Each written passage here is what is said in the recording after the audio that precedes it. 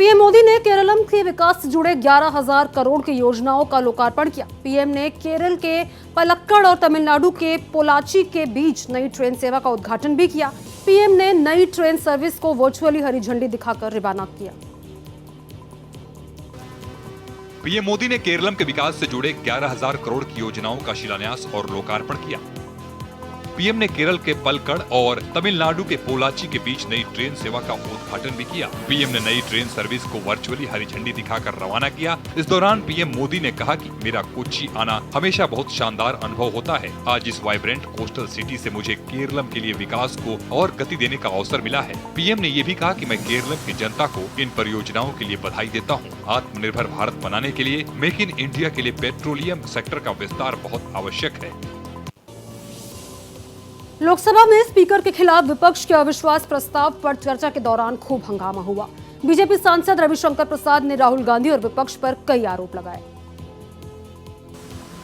संसद के बजट सत्र के दूसरे फेज का आज तीसरा दिन है। लोकसभा में स्पीकर के खिलाफ विपक्ष के अविश्वास प्रस्ताव पर चर्चा के दौरान खूब हंगामा हुआ।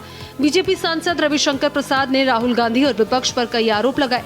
इस पर राहुल गांधी ने कहा कि हम जब भी बोलने जाते हैं हमें रोका टोका जाता है। उन्होंने कहा कि ये चर्चा लोकतंत्र और स्पीकर की भूमिका पर है। कई मौकों पर मेरा नाम नहीं लिया गया, हर समय हमें बोलने से रोका गया। सदन देश का प्रतिनिधित्व करता है, पहली बार विपक्ष के नेता को नहीं बोलने दिया गया।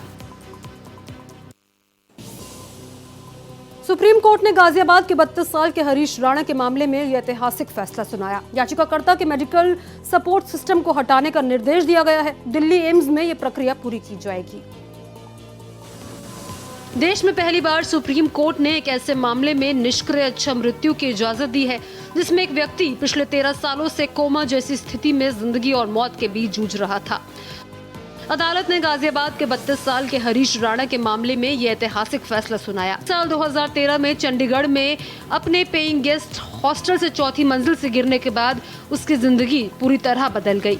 गंभीर ब्रेन इंजरी के कारण वो परमानेंट वेजिटेटिव स्टेट में चला गया। हैदराबाद से थाईलैंड जा रही एयर इंडिया की एक फ्लाइट ने फुकेट इंटरनेशनल एयरपोर्ट पर हार्ड लैंडिंग की। इससे विमान का नोज गियर टूट गया। फ्लाइट में सवार 133 यात्री सुरक्षित हैं। हैदराबाद से थाईलैंड जा रही एयर इंडिया एक्सप्रेस की एक फ्लाइट ने फुकेट इंटरनेशनल एयरपोर्ट पर हार्ड लैंडिंग की है। इससे विमान का नोज गियर टूट गया। ऐसे में 6 घंटे के लिए रनवे को बंद करना पड़ा। जानकारी के मुताबिक फ्लाइट में 133 यात्री सवार थे। विमान में सवार सभी यात्रियों को सुरक्षित उतार लिया गया है। इस घटना में किसी के घायल होने की कोई खबर नहीं है। एयरपोर्ट अधिकारियों ने कहा कि घटना के बाद इंस्पेक्शन और क्लियरेंस के लिए रनवे को लोकल टाइम के हिसाब से बंद कर दिया गया था। थाई इंक्वायर ने पोस्ट कर बताया कि फुकेट एयरपोर्ट पर एयर इंडिया एक्सप्रेस के विमान की हार्ड लैंडिंग के बाद सभी यात्री और क्रू मेंबर सुरक्षित हैं। पाकिस्तान की खुफिया एजेंसी आईएसआई के लिए कथित जासूसी करने के आरोप में यूपी एटीएस ने एक युवक को गिरफ्तार किया है। आरोपी की पहचान आदर्श कुमार उर्फ लकी के रूप में हुई है।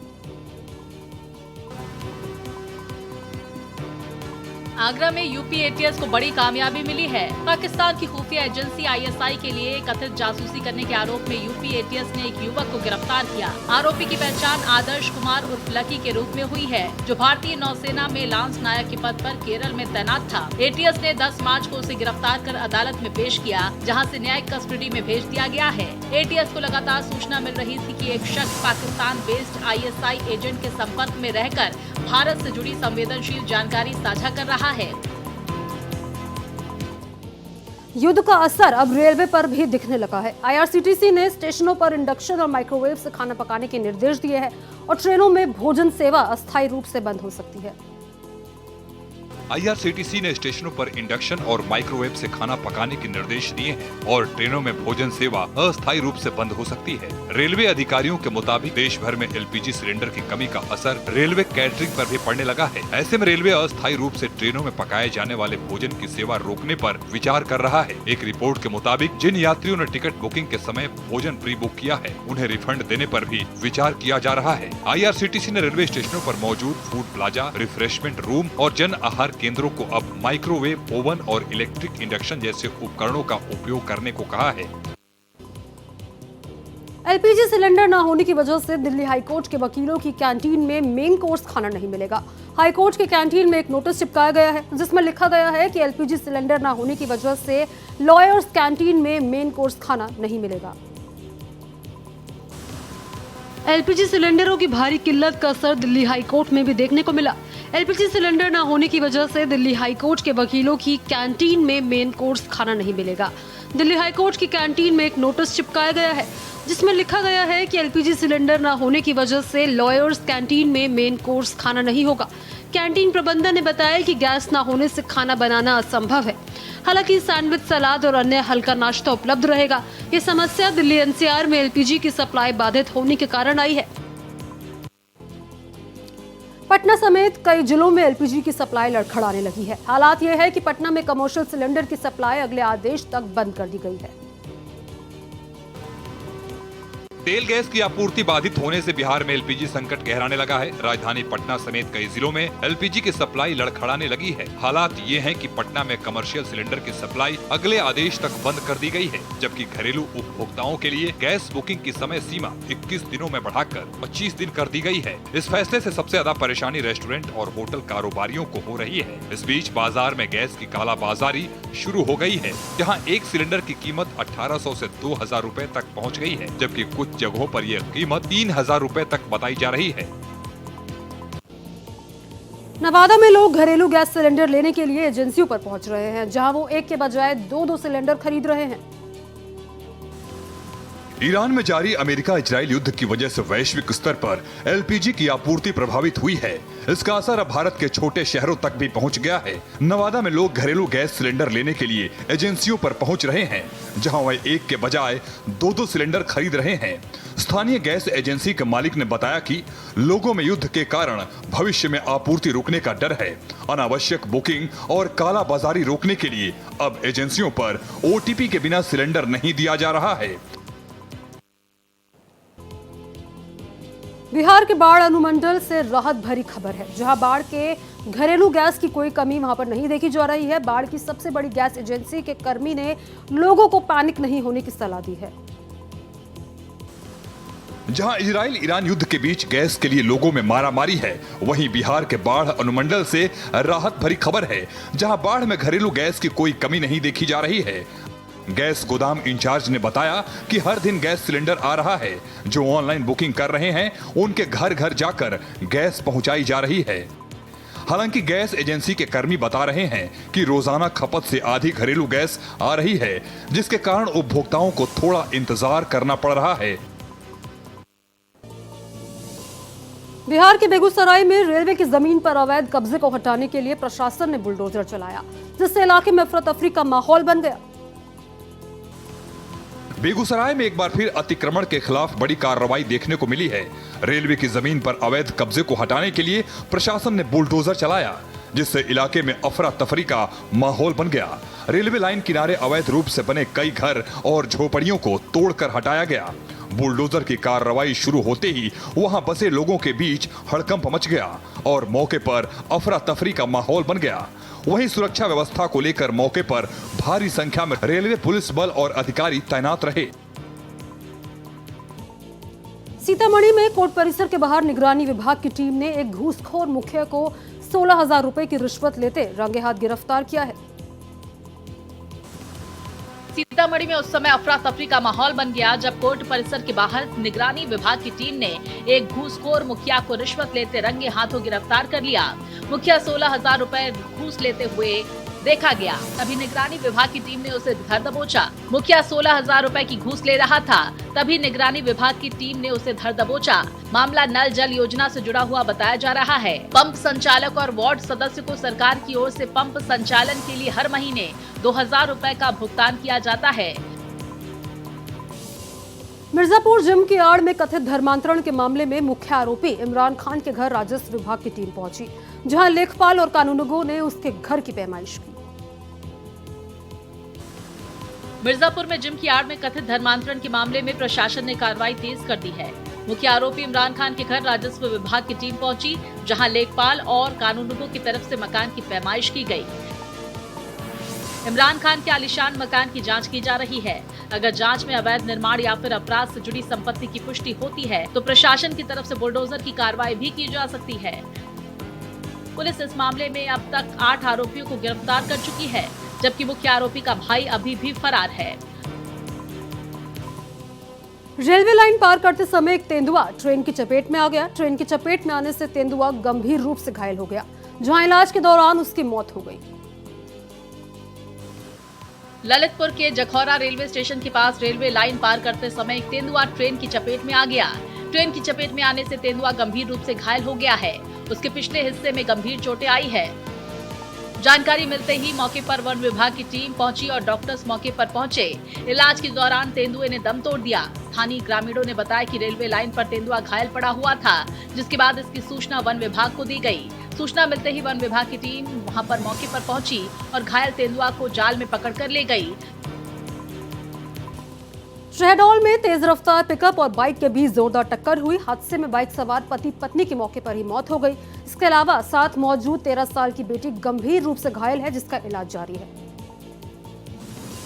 मध्य प्रदेश की शहडोल में तेज रफ्तार का कहर देखने को मिला। बुढ़ार के पडरिया में एक भीषण सड़क हादसा हो गया है, जहां तेज रफ्तार पिकअप ने बाइक को जोरदार टक्कर मार दी।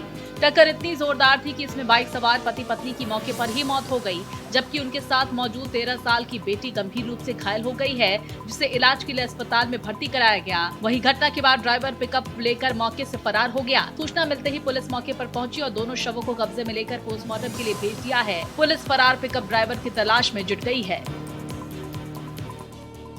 रायपुर में एयरफोर्स के विंग कमांडर ने सुसाइड कर लिया। हरियाणा के रहने वाले विंग कमांडर के घर के अंदर फंदे पर लटका हुआ शव मिला। रायपुर में एयरफोर्स के विंग कमांडर ने सुसाइड कर लिया। मुरैना स्थित विधायक कॉलोनी में विंग कमांडर के घर के अंदर फांसी पर लटकती लाश मिली है। पुलिस के मुताबिक विपुल यादव ने मुरैना विधायक कॉलोनी में बंगला नंबर 79 में घर के कमरे में फांसी लगाकर आत्महत्या कर ली। विपुल हरियाणा के रहने वाले थे और रायपुर में तैनात थे। छत्तीसगढ़ में एंटी नक्सल ऑपरेशन से जुड़े दायित्व भी संभाल रहे थे। उनके घर में बेडरूम में उनका शव पंखे से लटका मिला। सबसे पहले घर की मेड ने उन्हें देखा और पुलिस को सूचना दी। कमरे में कोई सुसाइड नोट बरामद नहीं हुआ। सीकर में प्रधान और सरपंच ने मानवता की मिसाल पेश करते हुए पिता के निधन के बाद उनकी बेटी की शादी का पूरा खर्च उठाया। राजस्थान के सीकर में प्रधान और सरपंच ने मानवता की मिसाल पेश करते हुए एक जरूरतमंद परिवार की बेटी की शादी का जिम्मा उठाया। सीकर के दांता रामगढ़ में पिता के निधन के बाद 3 बहनें सहारे के बिना रह रही थी। ऐसे में जनप्रतिनिधियों ने आगे बढ़कर माँ बाप का फर्ज निभाया। बताया जा रहा है कि सेन समाज से संबंध रखने वाली वधू के पिता का कुछ साल पहले निधन हो गया था। परिवार की हालत को देखते हुए प्रधान गेंद कंवर और सरपंच प्रभु सिंह शेखावत ने बेटी मानकर उसकी शादी करवाने का फैसला लिया। इजरायली सेना ने हाल ही में एक वीडियो जारी किया है, जिसमें उसने पश्चिमी ईरान में कई बैलिस्टिक मिसाइल लॉन्चर को नष्ट करने का दावा किया है। मध्य पूर्व में जारी संघर्ष का आज 12वां दिन है और इस दौरान युद्ध का दायरा लगातार बढ़ता जा रहा है। इजरायली सेना ने हाल ही में एक वीडियो जारी किया है, जिसमें उसने पश्चिमी ईरान में कई बैलिस्टिक मिसाइल लॉन्चर को नष्ट करने का दावा किया। पश्चिमी ईरान से इजरायल पर ड्रोन हमले की तैयारी हो रही थी। ईरानी सैनिकों की ड्रोन लॉन्चिंग साइट पर हमला किया गया। हमले में कई ईरानी सैनिक मारे गए हैं। IDF के मुताबिक इजरायली वायुसेना ने इस कार्रवाई के जरिए महत्वपूर्ण सैन्य ठिकानों को निशाना बनाया। दूसरी ओर ईरान ने भी इजरायल पर जवाबी हमले में मिसाइल अटैक किया है। ईरानी अधिकारियों के मुताबिक ये हमला इजरायल की हालिया सैन्य कार्रवाइयों का सीधा जवाब है। ईरान इजरायल युद्ध जारी है। सबसे इतर भारत भी युद्ध और उससे होने वाले प्रभावों को लेकर अलर्ट मोड पर है। कल भारत और ईरान के बीच बातचीत हुई। ईरान इजरायल युद्ध जारी है। इस सबसे इतर भारत भी युद्ध और उससे होने वाले प्रभावों को लेकर अलर्ट मोड में है। मंगलवार को भारत और ईरान के बीच बातचीत हुई। भारत के विदेश मंत्री एस जयशंकर और ईरानी विदेश मंत्री अराघची से बात हुई। युद्ध को लेकर दोनों देशों के बीच चर्चा हुई। उधर देश में पेट्रोल, डीजल और गैस को लेकर बन रहे सस्पेंस पर केंद्रीय मंत्री पीयूष गोयल का बड़ा बयान सामने आया। उन्होंने साफ किया कि देश में पेट्रोल डीजल की कमी नहीं है। सरकार लगातार हालात पर नजर बनाए हुए है। पश्चिम एशिया में महायुद्ध जारी है। आज ईरान यूएस इजरायल युद्ध का 12वां दिन है। यूएस और इजरायल लगातार ईरान पर हमला कर रहे हैं। वहीं ईरान भी पलटवार करने से पीछे नहीं है। पश्चिम एशिया में महायुद्ध का संकट बरकरार है। आज ईरान यूएस इजरायल युद्ध का 12वां दिन है। यूएस और इजरायल के ईरान पर हमले जारी हैं। वहीं ईरान भी इजरायल और अपने पड़ोसी देशों पर लगातार पलटवार कर रहा है। हमलों में ईरान में अब तक 1300 से ज्यादा लोगों की मौत हो चुकी है। वहीं कल इजरायली सेना ने लेबनान के बेरूत में हिजबुल्लाह के ठिकानों को निशाना बनाया। इस बीच अमेरिका का भी नया बयान सामने आया है। अमेरिकी रक्षा मंत्री ने साफ कर दिया है कि ईरान ने अगर तेल सप्लाई रोकी तो हमले और तेज होंगे। पश्चिम एशिया में बढ़ते तनाव का असर अब भारत के कुकिंग गैस के बाद हवाई यात्रा पर भी पड़ता दिख रहा है। दरअसल बढ़ती ईंधन कीमतों के कारण एयर इंडिया ने अपने टिकटों पर फ्यूल सरचार्ज बढ़ाने का फैसला लिया है। पश्चिम एशिया में बढ़ते तनाव का असर अब भारत में कुकिंग गैस के बाद हवाई यात्रा पर भी पड़ता दिखाई दे रहा है। दरअसल बढ़ती ईंधन कीमतों की वजह से एयर इंडिया ने अपने टिकटों पर फ्यूल सरचार्ज बढ़ाने का फैसला किया। भारत के डोमेस्टिक रूट्स और सार्क देशों के लिए अब फ्लाइट टिकट करीब 399 रुपये महंगा हो गया है। वहीं पश्चिम एशिया की फ्लाइट्स पर फ्यूल सरचार्ज $10, दक्षिण पूर्व एशिया पर $20 और अमेरिका की उड़ानों के लिए सरचार्ज $30 तक बढ़ा दिया गया है। अमेरिकी राष्ट्रपति डोनाल्ड ट्रंप ने बड़ा ऐलान किया है। ट्रंप ने कहा है कि टेक्सास में वो रिलायंस की मदद से तेल रिफाइनरी लगाने जा रहे हैं। रिलायंस इस प्रोजेक्ट में $300 बिलियन का निवेश करेगा। पश्चिम एशिया में जारी जंग और पेट्रोलियम उत्पादों की सप्लाई पर मंडराते खतरे के बीच अमेरिका ने बड़ा ऐलान किया है। यूएस प्रेसिडेंट डोनाल्ड ट्रंप ने ट्रुथ सोशल पर पोस्ट कर लिखा, अमेरिका असली एनर्जी दबदबे की ओर लौट रहा है। आज मुझे बताते हुए गर्व हो रहा है कि America first refining Brownsville Texas में 50 साल में पहली नई यूएस ऑयल रिफाइनरी खोल रही है। इस जबरदस्त इन्वेस्टमेंट के लिए भारत में हमारे पार्टनर्स और उनकी सबसे बड़ी प्राइवेट एनर्जी कंपनी रिलायंस का धन्यवाद। मध्य प्रदेश सरकार ने अंतर्राष्ट्रीय परिस्थितियों को देखते हुए आवश्यक वस्तुओं की आपूर्ति पर नजर रखने के लिए एक मंत्रिमंडलीय समिति बनाई है। ये समिति प्रदेश में पेट्रोलियम उत्पाद, एलपीजी और अन्य जरूरी वस्तुओं की उपलब्धता की निगरानी करेगी। ईरान इजराइल जंग के चलते अंतर्राष्ट्रीय घटनाक्रम और पश्चिम एशिया की वर्तमान परिस्थितियों के मद्देनजर मध्य प्रदेश सरकार ने एक मंत्रिमंडलीय समिति का गठन किया है। ये समिति प्रदेश में उत्पन्न होने वाली स्थितियों की लगातार निगरानी करेगी और आवश्यक कदमों के संबंध में राज्य सरकार को सुझाव देगी। सामान्य प्रशासन विभाग की तरफ से जारी आदेश के मुताबिक समिति में उप मुख्यमंत्री जगदीश देवड़ा, खाद्य नागरिक आपूर्ति और उपभोक्ता संरक्षण मंत्री गोविंद सिंह राजपूत और सूक्ष्म लघु और मध्यम उद्योग मंत्री चेतन कश्यप शामिल हैं।